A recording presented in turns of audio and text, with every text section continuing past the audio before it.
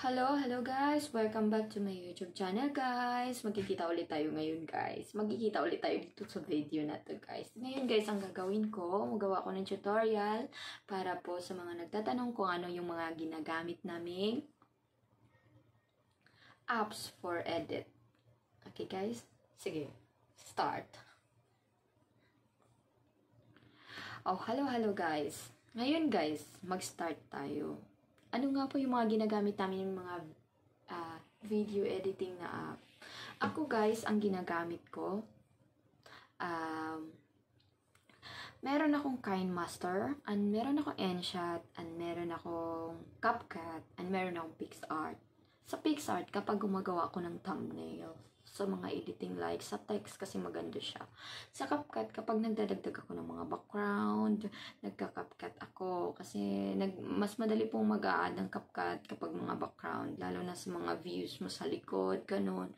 Pangatlo is, ginagamit ko talaga is Enshot.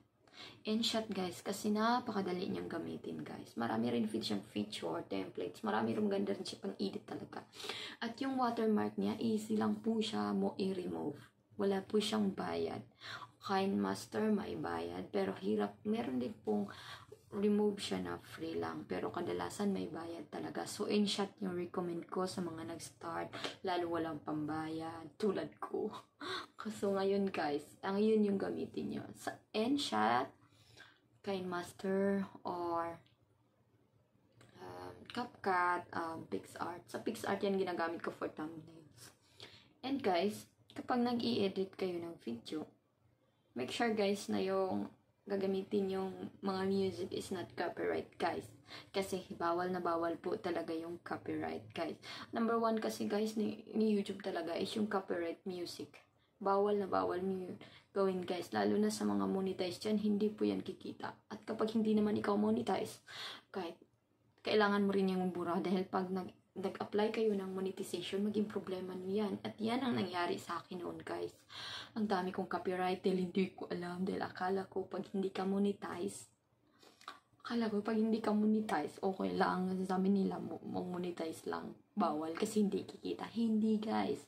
Dahil pag once na mag-apply kayo ng monetization, mahirapan kayo din mag-a-appear yun. At mahirapan kayong i-approve ni YouTube. Kaya mas mabuti malinis yung YouTube channel habang nag-uumpisa kayo. Huwag kayong gumamit ng copyright. At huwag kayong magnakaw ng ibang mga video. Gumawa kayo ng ibang video na mga sarili niyong video. Gumawa kayo kung naglalaba kayo o kahit ano mga ginagawa niyo sa bahay.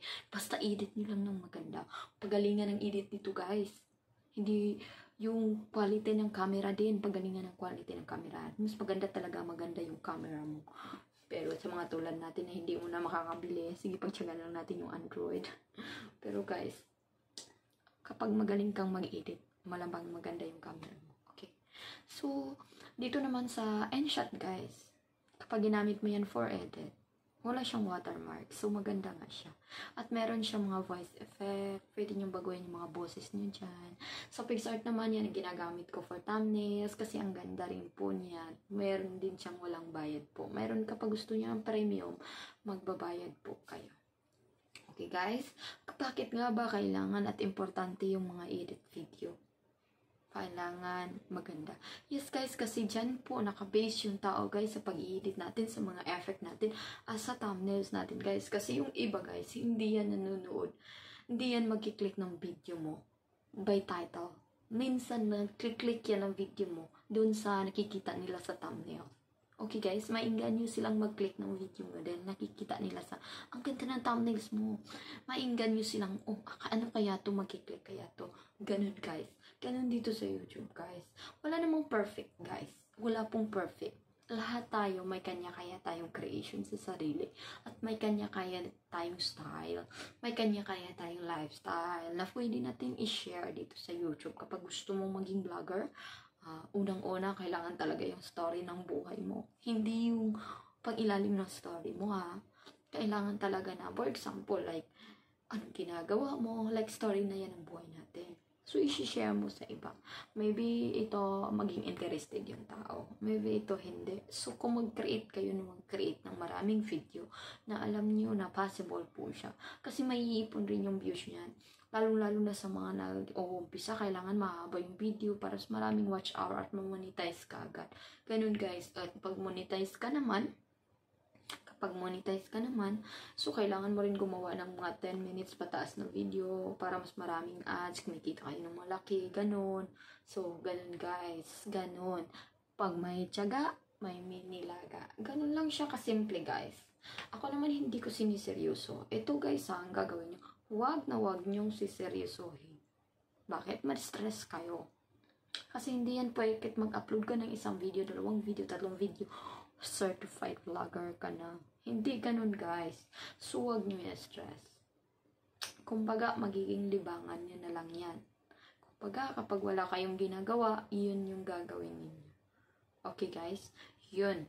Ganun lang naman siya kadali guys. Kasi dito sa YouTube guys, hindi rin po ganun kadali talaga. Kailangan may tiyaga ka, pasensya. Kailangan din po may disiplina sa sarili. Huwag kang mag-upload ng mga video na alam mo may violence. Lalo na yung mga batang umiyak. Naririnig yan ni YouTube. Ika-copyright niya yan or iba-block niya yan, i-restrict niya yan. Kaya iwasan niyo. Especially music. And isa pa, title po.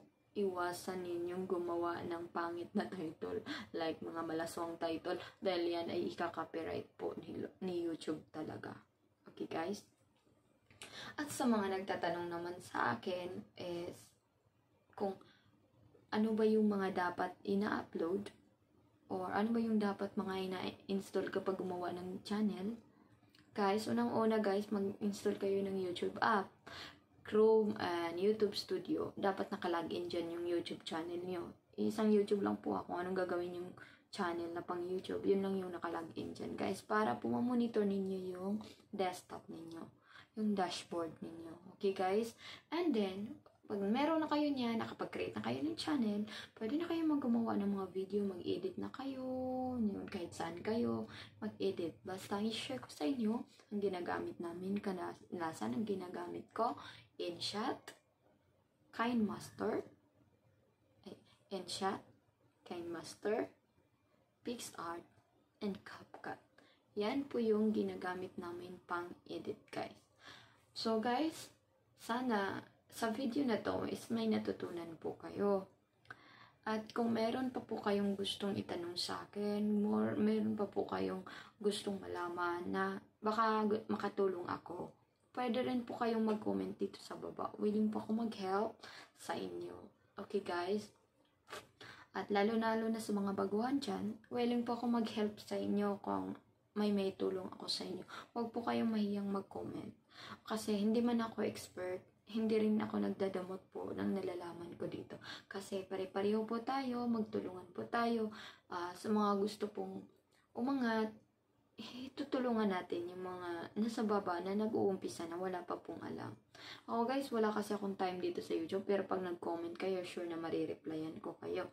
Lahat naman po na nagko-comment sa akin, nare-replyan ko po talaga, lalong-lalo na kapag nag-start pa po sila. Kasi kahit wala akong time, nagbibigay po ako ng time para po magre-reply sa mga small creator po. Yan lamang po. Sana po kahit konti ay may natutunan kayo sa aking YouTube video. Okay guys?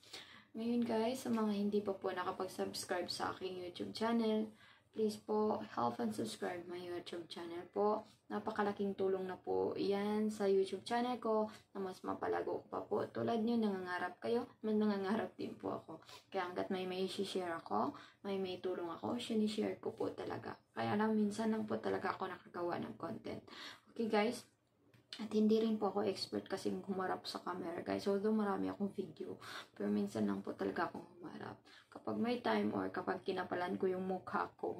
Okay guys, so Maraming salamat guys sa lahat ng oras nyo, sa lahat ng panunood niyong oras ko. Okay guys, see you po sa next vlog ko. See you po, and please subscribe and hit the notification bell para po mas updated kayo sa iba pang mga video na i-upload ko po. Maraming salamat po sa lahat po ng nanonood. Bye-bye! See you again sa next vlog ko guys. Bye-bye! Have a good day everyone. Thank you po.